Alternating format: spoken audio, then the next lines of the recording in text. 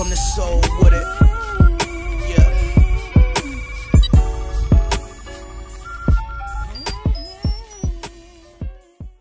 What's going on, everybody? The Island Rex coming to you live with yet another video. If you're new to the channel, please be sure to click that subscribe button. Also, don't forget to hit that notification bell so you can be a part of the notification squad. So I want to talk to y'all about Michael Blackson interview on The Breakfast Club.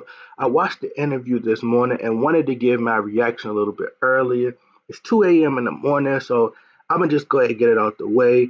I just felt like, honestly, that they were doing their best to try to humiliate Michael Blackson on a worldwide platform, you know, and it was ultimately just disrespectful. What they wanted to do is, you know, I seen a comment where someone said like the Breakfast Club is at their all-time low or something like that. Like they stooped real low to try to disrespect this man on a worldwide platform, you know, and not just, you know, listening to Michael Blackson's story, it was just amazing, actually, you know, and where he came from. I don't care if he's from Africa. I don't care if he was from wherever country he's from. You know, a struggle is a struggle. You know, I struggle. Everybody has went through a struggle before, and to hear where he came from and where he's at now and how he's continuing to grow, you know, it's just simply amazing. You know, and I just wish Michael Blackson the best. You know, but I feel like Kevin Hart was just extremely sensitive. You know, just point blank, period. Like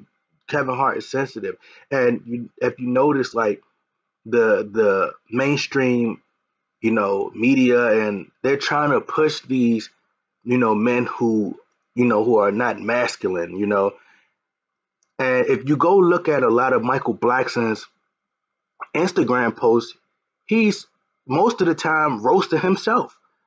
Like, go look at his Instagram post right now. He's pretty much roasting himself. He got his fans roasting him. I remember there's a video where he's at like the DMV and a fan is right behind him just roasting him. You know, and that's the connection that he has with his fans. He came up in, you know, another country. He came over, moved to Philly, you know, talking about working at Domino's and just grinding for his and earning his spot and getting where he got to, you know. And I just felt like, you know, why would you call whatever her name was, I guess his ex-girlfriend or whatever she was, fiance or whatever, why would you even call her on the phone? Now, he said that it was okay, like, but why? What made you call her? That's what I'm thinking. Like, why would you call her? You get what I'm saying? Like, I wouldn't be surprised if Kevin Hart had a hand in this and they wanted to humiliate Michael Blackson. You know, I just felt like that. If you look at some of the faces that he was making at the end, he just looking like, for what? Like, you know, you're gonna try to, you know, you could tell it was kind of getting to him, you know, and him going at Kevin Hart was just fun and games. It was jokes, you know. Now he's going on about it because Kevin Hart responded in a way where it was like, oh, we're not friends no more, and you shouldn't have did that. You ruined our relationship. Now he continued to keep going because you already disrespected this man. You get what I'm saying? So it's just like, bro, like it's just crazy to me, you know, like that's why I don't even watch The Breakfast Club like that. Like, it's just not, I don't watch it. You know, Charlamagne, you know, as a person, you even heard Angela Yee say, oh, well, what did she say? She said something about, well, you know, maybe that's karma for how you did Kevin Hart. Now that you're pretty much saying it right there. This was get back. You wanted to have revenge for Kevin Hart. I'm pretty sure Kevin Hart has a huge relationship with The Breakfast Club, Diddy, or whoever.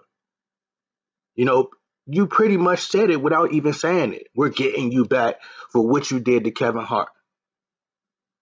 You know, and it was sad the way they stooped that low. You know, and Charlamagne, I'm really not a fan. I've never been a fan of Charlamagne. Just down black women. You know, if you look how he just treated black women over the years, just look at it. Made little mama cry. I mean, I seen a fan post, well, little mama was said she was already crying about her mom. She was already sad. She was already sad about her mother and all this. Come on, bro. Be serious. Stop falling for the okie doke, bro. And, you know, I don't care what nobody say. I believe Charlamagne is homosexual. You know, and I don't have no problems with, you know, the LGBT community. However y'all feel, I don't have no problem with them. but I think he's homosexual. You know, the people who look for dirt be the most dirtiest. The ones always trying to find dirt on people be the most dirtiest. You know, those be the ones who's behind closed doors doing things. You know, he has uh homosexual mannerisms, bro. Like, you know, he asks the female, "Hey, does he have a bigger penis than is his penis?" And I'm not, I'm just you saying penis because I just want to keep it, you know, I don't want to be cursing and stuff, but you know, he said he asked the female, "Hey, does he have a bigger penis than Safari?" Who asks who asks about another penis? Who does that? Who asks about another man's penis, bruh? What type of man are you? You see what I'm saying? Like, who does that? No man asks about another man's penis. You just don't do that, bruh. Just think about it. A couple weeks ago, they just had Safari up there because Safari private part went viral, you know. And as soon as that happened, they had him on the Breakfast Club the next day. Why would you want another man to come up there because that video is viral? Why? I can see if he had a hit song or he was promoting the album or promoting a TV show. You bring this man up here for that reason. It's like, what kind of man are you? Then you asking them questions about it?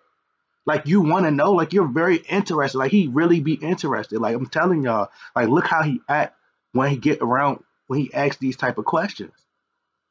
You get what I'm saying? Black China, whether people talk about her sex tape, whether it was good or bad, it was a topic of discussion. It was trending, one of the trending topics.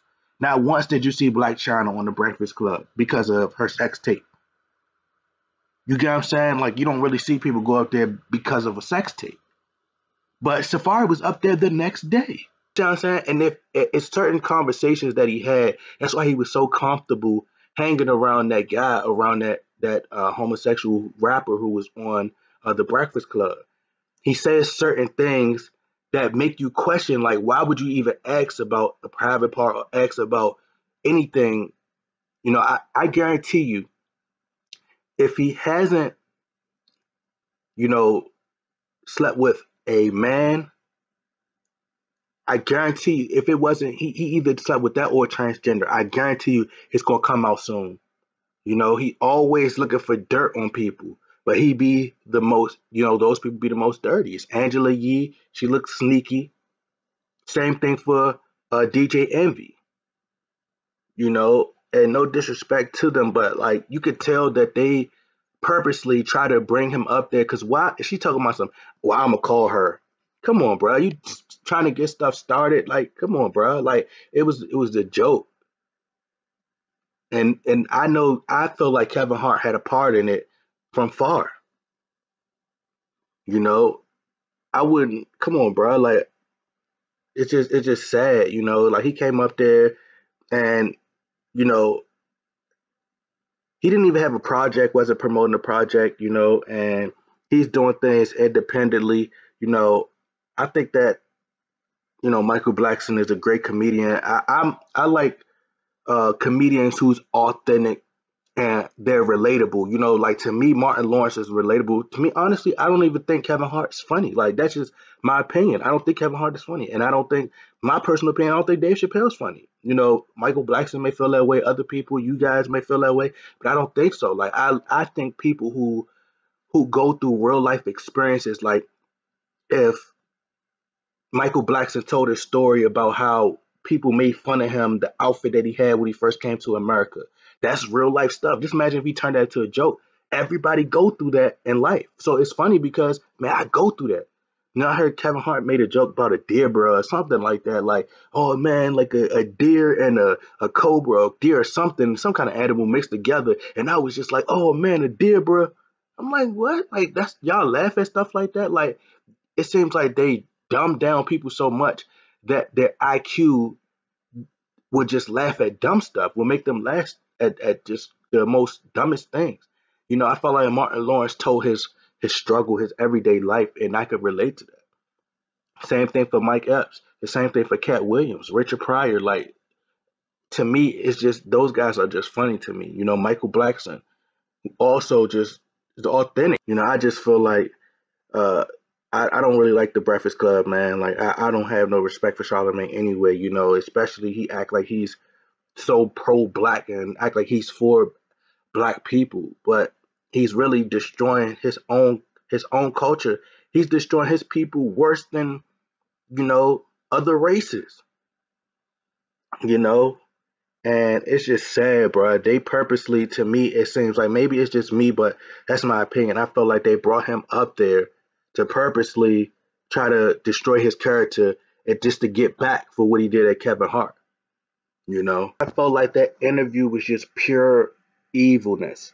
You know, three devils. That's what it seemed like to me when I was watching the interview. It seemed like just three devils, you know, trying to humiliate this man just to try to get back for the whole Kevin Hart situation. That's how I looked at it. Like that's how I seen it, you know, because like you talking to about they said, oh, you know, who would say, oh well, like who's gonna lie if he said the person gave him a massage, right? If she even if she had a beard, let's say she did have a beard. And who's gonna lie about somebody giving a massage? Like when you lie, it's hard to come up with stuff on the fly. Like you can't even think about what you're gonna say. You know what I'm saying? So he probably felt that way because it's like y'all saying y'all trying to question my manhood and what I'm doing. Like, come on, bruh. And even still, once you bring your relationship issues to the public, like Kevin Hart did about cheating and everything, now you give people the chance to have criticism. But now you showing pictures and putting exposing stuff like that, like that's that man's that's privacy because he doesn't want that to be shown. But you gonna go out and start showing the stuff to try to humiliate him. You get what I'm saying? Like it's just wild, bro. Like that's why I don't support the Breakfast Club, bro. It's just whack to me. But that's just my take on it. Y'all get in that comment box, like, share, subscribe. I'm out.